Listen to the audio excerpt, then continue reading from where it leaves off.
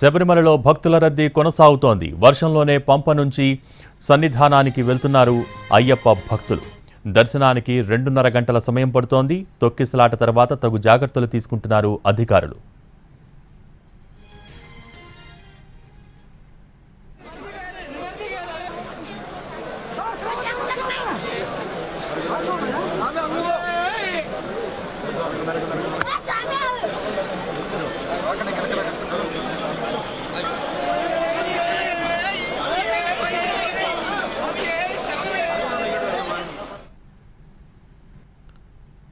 శబరిమలలో భక్తుల రద్దీ కొనసాగుతోంది. వర్షంలోనే పంబ నుంచి సన్నిధానానికి వెళ్తున్నారు అయ్యప్ప భక్తులు. ప్రస్తుతం దర్శనానికి 2.5 గంటల సమయం పడుతోంది. దీనికి సంబంధించి లేటెస్ట్ అప్డేట్స్ మా ప్రతినిధి కార్తీక్ శబరిమల నుంచి లైవ్ ద్వారా అందించేందుకు సిద్ధంగా ఉన్నారు. Karthik, over to you. Right Bhogi, ఒక పక్క భారీ వర్షం పడుతుంది. అయినప్పటికీ కూడా అయ్యప్ప స్వాములు హరిహర నామస్మరణ చేస్తూ కూడా పంబ నుంచి సన్నిధానానికి చేరుకుంటున్నారు. ప్రస్తుతం మనం శబరిమలలో ఉన్నటువంటి సన్నిధానం వద్ద ఉన్నాం. ఇదే సన్నిధానం.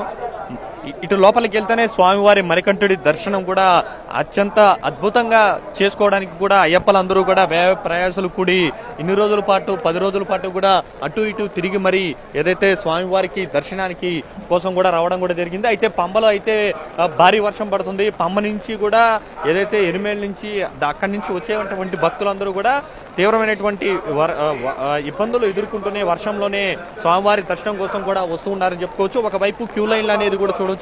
మొత్తం క్యూ లైన్లన్నీ కూడా ఫుల్ అయిపోయి ఏ విధంగా అందరూ కూడా భక్తులందరూ కూడా వర్షంలోనే తడుస్తూ స్వామివారి కోసం ఎదురు చూస్తున్నారనేది. అయితే ఇంకో పక్క చూసుకుంటే మరి కాసేపట్లోనే బ్రేక్ అనేది కూడా ఉంటుంది. బ్రేక్ తర్వాత దాదాపు 2 గంటల పాటు మాత్రమే ఏదైతే స్వామివారి దర్శనం అనేది ఉంటుంది. అయితే మొట్టమొదటిసారిగా మీకు ఎన్టీవీ చూపించే ప్రయత్నం చేస్తుంది. 18 అడుగులు ఎక్కి వచ్చేటువంటి స్వాములు ఏ విధంగా ఎక్కి వస్తారు, ఈ 18 అడుగులు ఎక్కడానికి ఎంత వ్యయ ప్రయాసాలు కొడతారు, ఎంత నియమ నిష్టలతో ఉంటారనేది కూడా అందరికీ తెలిసిందే. సో ఆ 18 మెట్లను ఎక్కుతున్నటువంటి అయ్యప్ప భక్తులను ఎన్టీవీ స్క్రీన్ మీద మీరు ఎక్స్క్లూజివ్గా చూడొచ్చు. సో భక్తులందరూ కూడా ఆ విధంగా వ్యయ ప్రయాసాలతో కూడి 18 మెట్లు ఎక్కి స్వామివారిని దర్శించుకోవడానికి వస్తూ ఉన్నారు. సో ఇదే క్రమంలో పెద్ద ఎత్తున వర్షం పడుతున్నప్పటికీ కూడా 2-3 రోజుల నుంచి కూడా చాలా ఇబ్బందులను అయితే భక్తులందరూ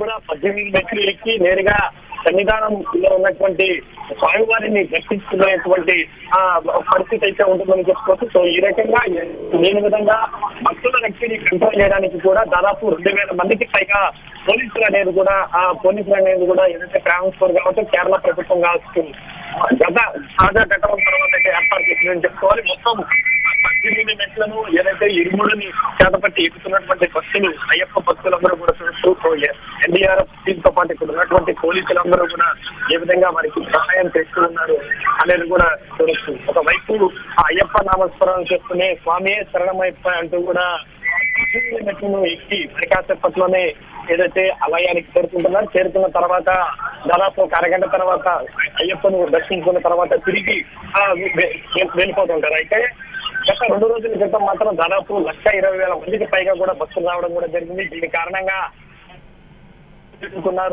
ఇద్దరు అయ్యప్ప భక్తులు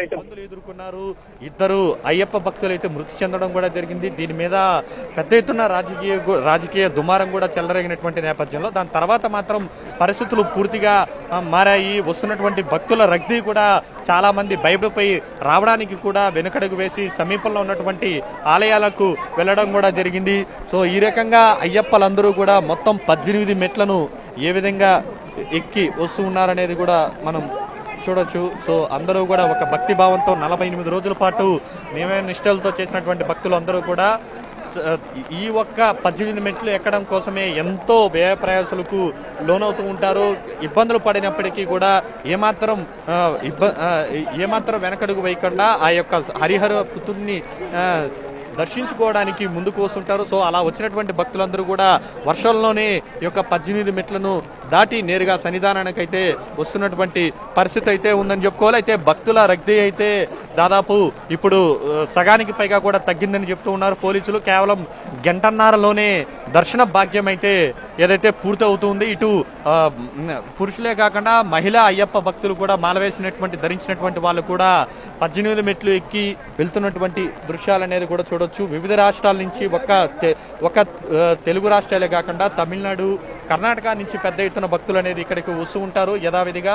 అయితే ఈసారి కూడా అదే రకంగా కరోనా తర్వాత అయితే భక్తుల రద్దీ సంఖ్య కూడా చాలా విపరీతంగా పెరిగిందనే చెప్పుకోవాలి. సో ఆ రద్దీకి తగ్గట్టుగా ఏర్పాట్లు అనేది గతంలో చేశారు, కానీ గత 2-3 రోజుల నుంచి మాత్రం సమన్వయం లేకపోవడంతో పెద్ద ఎత్తున ఇబ్బందులు అయితే ఎదుర్కోవాల్సినటువంటి పరిస్థితి ఏర్పడింది. ప్రస్తుతానికి ఇక్కడైతే సన్నిధానం వద్ద ఉన్నాం మనం. భారీ వర్షం ఒకవైపు పడుతున్నప్పటికీ కూడా పెద్ద ఎత్తున అయ్యప్ప భక్తులు అయితే ఆలయానికి తరలి వస్తున్నారని చెప్పుకోవాలి. అయితే గతంలో ఉన్నటువంటి ఇబ్బందులు అయితే లేవు. కేవలం గంటన్నరలోనే స్వామివారి దర్శనం అయితే చాలా కనులారా చేసుకునేటువంటి పరిస్థితి అయితే ఉందని చెప్పాలి. మరొక వైపు ఇక్కడ చూసుకుంటే వర్షం పడుతున్నప్పటికీ కూడా ఏ రకంగా వేలాది మంది 18 మెట్లు ఎక్కడానికి ఆలయం ముందర, సన్నిధానం ముందర దాదాపు ఇది 1.5 కిలోమీటర్ పైగా కూడా ఈ లైన్ ఉందని చెప్పాలి. ఆ లైన్ నుంచి వస్తున్నటువంటి భక్తులందరినీ కూడా ఆడవాళ్ళని అయ్యప్ప భక్తులను సపరేట్గా, మగవారిని సపరేట్గా కూడా వదులుతూ వాళ్ళందరినీ కూడా ఓ లైన్ పద్ధతి ప్రకారం, ఎందుకంటే 2 రోజుల క్రితం జరిగినటువంటి ఘటన తరువాత చాలా సీరియస్గా ఈ యొక్క కేరళ సర్కార్ అయితే ఈ ఘటనను తీసుకునింది. ఈ నేపథ్యంలోనే మొత్తం అందరినీ కూడా స్ట్రీమ్లైన్ చేసింది. గతంలో ఎవరైతే సన్నిధానంలో కేరళ ఆలయంలో పనిచేసేటువంటి పోలీస్ డిపార్ట్మెంట్ అధికారులు ఎవరైతే ఉన్నారో, సిబ్బంది ఎవరైతే ఉన్నారో వారినే గత 2 రోజుల నుంచి కూడా తీసుకుని వచ్చి ఇక్కడ విధుల్లో నిర్వహించడం కారణంగా ఎక్కడా కూడా ఎటువంటి ఇబ్బందులు లేకుండా కూడా లైన్ అయితే చాలా త్వరగానే మూవ్ అవుతుంది. ఒక బ్యాచ్కి 500 మంది చొప్పున కూడా అయ్యప్ప భక్తుల్ని అనుమతిస్తున్నారు. అలా వచ్చినటువంటి భక్తులు ఈ యొక్క ద్వారం గుండా 18 మెట్లు ఎక్కి నేరుగా సన్నిధానం ఉన్నటువంటి ఆలయానికి చేరుకుంటారు. ఆలయానికి చేరుకున్న వెంటనే లోపల దర్శనం చేసుకుని తిరిగి వెళ్ళిపోతూ ఉన్నారు. అయితే ప్రస్తుతానికైతే పరిస్థితి అయితే అంతా బాగానే ఉందని చెప్పుకోవాలి భోగి. ఎక్కడ అయితే ఎటువంటి ఇబ్బందులు లేవు. అయితే బస్సుల కోసం మాత్రం అయ్యప్ప భక్తులు అయితే ఇబ్బందులు పడుతూ ఉన్నారు. కింద నుంచి పైకి రావడానికి వర్షం కారణంగా కాకపోయినప్పటికీ కూడా సాధారణంగా కూడా వచ్చేటువంటి సమయంలో ఆహార పానీయాల విషయంలో మాత్రం భక్తులకు కొరత ఉందనేది మాత్రం చాలా స్పష్టంగా తెలుస్తుంది. ఇంకెక్కడా కూడా దర్శనానికి సంబంధించి ఎటువంటి ఇబ్బందులు లేవు. 2 రోజుల తర్వాత నుంచి కూడా పూర్తిగా పరిస్థితిని ఇటు ట్రావెన్స్కోర్ కావచ్చు, కేరళ ప్రభుత్వం కావచ్చు పరిస్థితిని అయితే అదుపులోకి తెచ్చిందనే చెప్పుకోవాలి. సో కార్తీక్, ఇక్కడ తొక్కిసలాట, క్యూ లైన్స్ లో తొక్కిసలాట జరిగిన తర్వాత కేంద్రం కూడా స్పందించింది, ప్రత్యేకంగా చర్యలు తీసుకోవాలని రాష్ట్ర ప్రభుత్వాన్ని ఆదేశించింది. సో ఇప్పుడు అదనంగా తీసుకున్న భద్రతా చర్యలు ఏంటి? అలాగే గతంలో అక్కడ టైం స్లాట్ విధానం కూడా ఒక రకంగా అమల్లో ఉండేది శబరిమలలో. సో ప్రస్తుతం ఆ టైం స్లాట్ విధానం అనేది అసలు ఉందా లేదా? దానికి సంబంధించి డీటెయిల్స్ ఏంటి?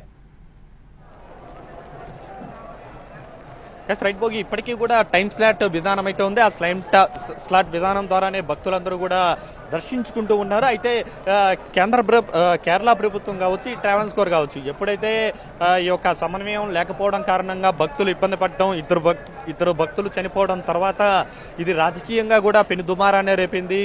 ఎప్పుడు కూడా నవంబర్ తర్వాత వచ్చేటువంటి ఈ 3 నెలలు కూడా కనీసమైనటువంటి వసతులు కల్పించకపోవడం ఏంటంటూ కూడా పెద్ద ఎత్తున కేరళ ప్రభుత్వంపై విమర్శలు వచ్చినటువంటి నేపథ్యంలో నేరుగా కేంద్ర ప్రభుత్వమే